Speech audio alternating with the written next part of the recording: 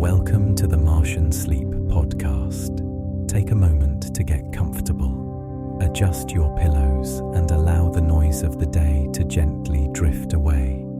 In a moment, tonight's story will begin somewhere quiet in the universe. You don't need to follow every word. Simply listen if you like, or let the story fade softly into the background as sleep finds you.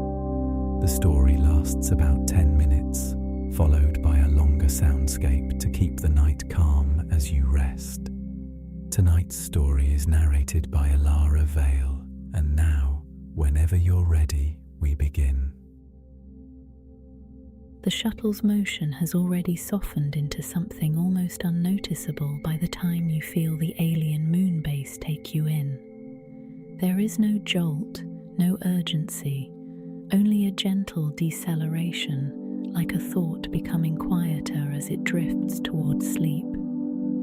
Outside the small window, the moon's surface spreads out in pale shades that don't belong to Earth. A silvery dust with faint violet undertones, scattered with low ridges and smooth plains that look as though time has been patiently polishing them for ages. A docking light blinks with steady kindness, once, then again. The base meets the shuttle as if it has done so 1,000 times, as if it remembers the shape of arriving and you are simply the next calm return. A soft, mechanical whisper passes through the hull, followed by the comfort of stillness. When the hatch opens, the air inside the corridor is warm and clean, carrying a mild scent of recycled cedar, an intentional detail you realize, a small luxury someone designed for comfort. The lighting is low and amber, not bright enough to wake you, not dim enough to unsettle you. It makes every surface feel gentle. You step into the base, and the corridor seems to welcome your footsteps by absorbing the sound. The floor has a slight spring, a quiet technology meant to soothe bodies that have traveled. There are rounded corners everywhere, no sharp edges, as though even architecture here prefers softness. And in the distance, beyond a curve in the hallway, you can already sense what you came for, a wide viewing dome where the stars can be seen without hurry, and a place to sit with a book that has been waiting, patient like everything else in this base. It can be nice to arrive somewhere that expects nothing from you. You move through the hallway at an unforced pace. On one wall, a narrow panel displays the base's status in tiny drifting icons: oxygen stable, temperature stable, power stable. Even the information seems to float. You pass a small greenhouse module where plants grow under calm lights, their leaves deep green against the muted metal and glass.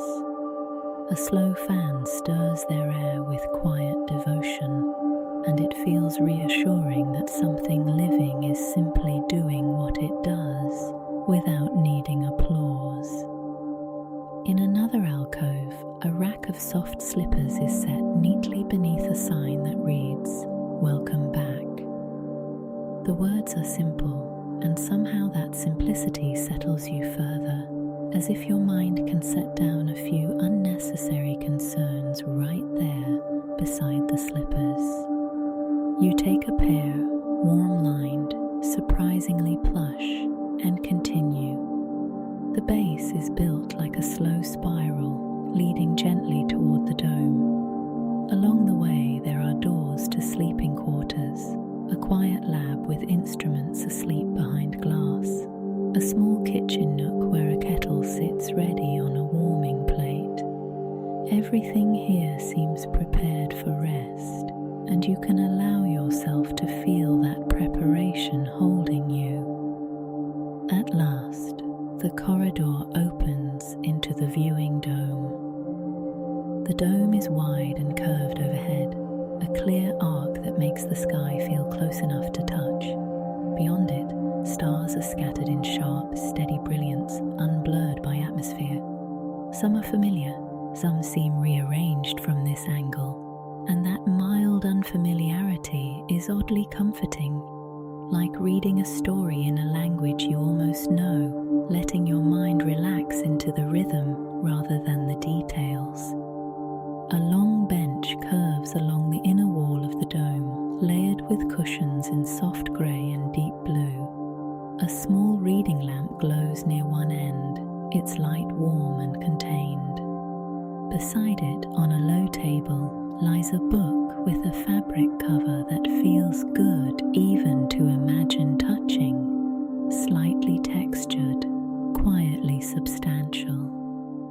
You sit where the cushions cradle you. The bench supports your back in a way that encourages letting go, as though the base has learned how bodies soften when they finally stop traveling. And when you pick up the book, it opens easily, as if it has already loosened itself for you. It can be pleasant to read slowly here, with the stars keeping quiet company. The first pages are gentle, nothing complicated, nothing demanding. The words move like a slow stream, and your eyes follow without effort. Every now and then, you glance up, letting the view fill your thoughts. The black velvet distance, the tiny steady lights, the faint outline of the moon's horizon where dust meets sky. Outside the dome, the landscape is still. No wind, no rustling branches, just a silence so complete it feels like a blanket spread over everything. In that silence, the base's life support systems make a soft, regular hum, a steady background note that doesn't ask to be listened to, yet reassures you that all is well. You read another paragraph, then another. As you read, you become aware of small details that repeat in a soothing way. The lamp's glow remains steady. The base's hum stays constant. The stars do not flicker, only shine. Your posture shifts slightly into comfort, shoulders easing down, hands holding the book with an unhurried steadiness. And it's easy to wonder quietly as you read. Not in a searching way, not in a way that needs an answer, just a gentle wondering that drifts in and out like a soft echo. You wonder about the people who built this place so far from home and how they decided on amber corridor lights instead of white. You wonder how many travelers have sat in this dome, turning pages, letting their thoughts wander among the stars. You wonder about the moon itself, how long it has circled its planet, how many silent nights it has held, and it can feel strangely soothing to realize that the moon does not hurry, and the stars do not hurry, and in this moment, you don't have to hurry either. The book continues, its chapters unspooling with a calm inevitability. The sentences are long enough to be restful, short enough to be clear. You turn a page and hear only the faintest whisper of paper. The sound is delicate, and it repeats in a way that becomes familiar, almost like a lullaby. The quiet page turn, the steady hum, the soft light, the wide sky. Sometimes your gaze drifts upward again. The stars are many. Some cluster together like spilled sugar, others hang alone in quiet dignity. Far off, a pale band of light suggests a distant nebula, soft, cloud-like, as if the universe itself is dreaming. A small satellite, or perhaps a slow-moving station, crosses the dome's view with steady patience, a tiny gliding point that never rushes, never startles. And each time it passes, the base remains the same, calm, You read on, and the rhythm of reading becomes its own gentle activity. Eyes moving, mind following, hands supporting the book, body supported by the bench.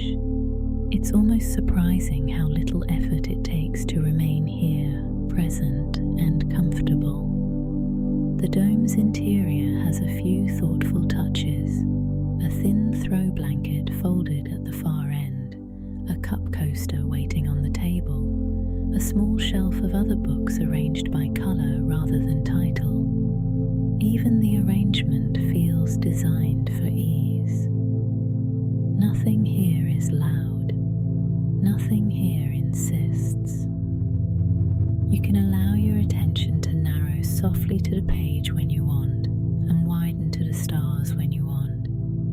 Either way, there's no wrong way to be in this place. The bass hum continues, steady, low, repeating. The lamp glow continues, warm, contained, repeating. The stars continue, clear, distant, repeating. The quiet continues, deep, gentle, repeating. It becomes natural to notice that repetition and to let it soothe you. A chapter ends and you turn another page. The book's story is simple: a traveller describing landscapes, cataloguing small comforts, noticing how calm can be found in the smallest routines. The words mirror what you're doing now, and that alignment makes everything feel even easier.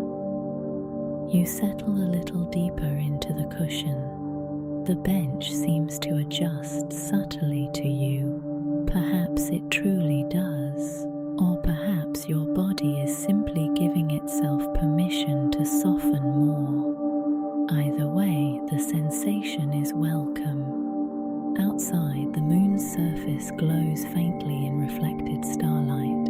It looks smooth from here, like a quiet sea frozen into stillness. In the far distance, a low ridge casts a long shadow that never trembles. There is a comfort in that unmoving shape, in the certainty that nothing sudden will happen. The universe can be vast and mysterious without being dramatic. And as you read, your wondering becomes quieter, less like questions and more like soft impressions. It can be enough to simply notice. Notice the gentle curve of the dome overhead. Notice the steady warmth inside the base. Notice the way the words on the page seem to float into your mind without effort. Notice the stillness outside and the safety inside. The page turns become a little slower. Not because you're trying to slow them, but because the whole experience is naturally easing into a calmer tempo. The pauses between paragraphs lengthen slightly, like spaces of quiet opening up on their own. Your eyes linger on a sentence, and it feels fine to read it twice, or to let it blur for a moment while you look up at the stars. The book isn't going anywhere. The night isn't going anywhere. The base holds time gently, as if time itself has softened. Another chapter ends. The bookmark waits, a strip of dark fabric with a tiny stitched star at its tip. You slip it between pages without thinking much about it, just letting the action complete itself. You glance at the remaining pages and realize there aren't many left. The knowledge is comforting rather than sad. Finishing a book in a place like this feels like arriving at the end of a quiet path, where a warm light is already waiting. You continue, reading the final chapter. The words become even simpler, as if the book also knows it's time to settle.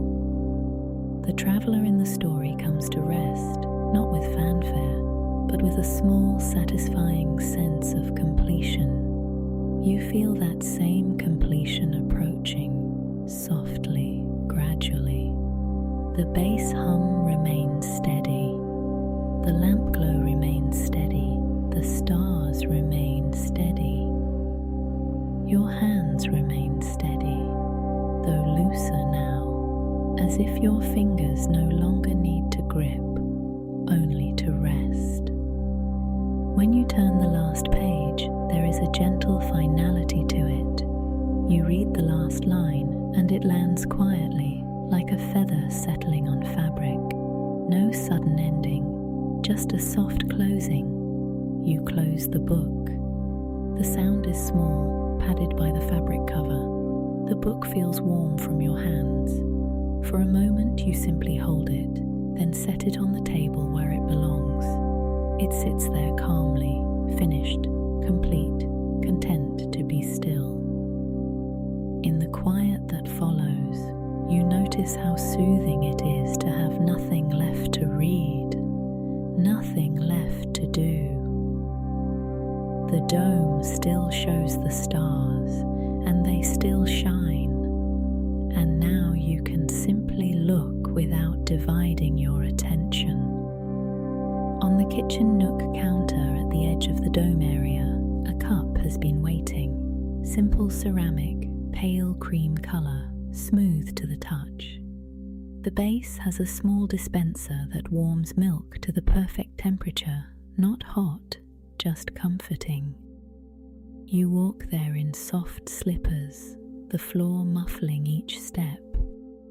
The dispenser emits a faint, friendly chime, more like a sigh than a sound, and fills the cup. Warm milk carries a familiar scent, gentle and sweet, a home-like note in this alien place. You return to the bench with the cup cradled carefully, feeling its warmth seep into your hands. You sit again beneath the dome, stars above, warmth within, quiet everywhere. You take a slow sip, and the warmth spreads in a calm, comforting way. Not an awakening warmth, but a settling warmth, the kind that tells the body it can let go. The milk tastes simple, soothing, softly nostalgic, as if comfort can travel across any distance. You look up at the stars one more time, letting them be exactly what they are: distant, steady, silent. The bass continues to hum quietly, holding you. The lamp remains on, though it seems dimmer now, or perhaps your mind is simply less interested in brightness. The cup rests warm in your hands. The book rests closed on the table.